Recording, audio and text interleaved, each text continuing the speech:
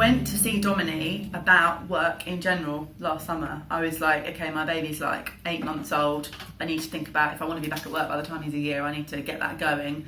And I met up with a couple of headhunters, and then one person said to me, oh, you should speak to Dominie because she's particularly interested. He didn't mention the Return Hub, and I don't think the Return Hub actually had officially been launched, but he said she's really proactive about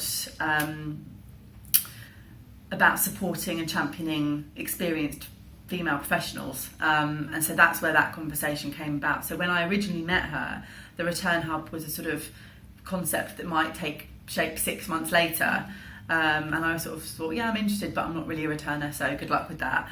But then actually she rang me a few months later and said, look, this is what I'm doing starting in January, and I had nothing lined up, and I thought, well, sounds fantastic, and certainly nothing wrong with having a chat.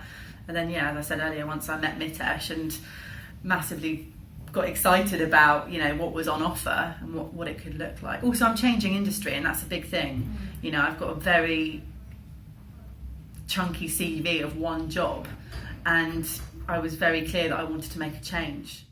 Well, it was something I was considering, but the roadmap to doing that is quite difficult because you've got people in an industry that you're looking at who've already got loads of experience, so why are they necessarily going to take a risk on you, even if you think your skill set is fully transferable and you can hit the ground running? That's a risk factor. So obviously this returnship is a bit of a try before you buy concept, where they're mitigating that risk and building up enough of a profile, enough sort of, you know, experience of you in the workplace to make a better judgment call.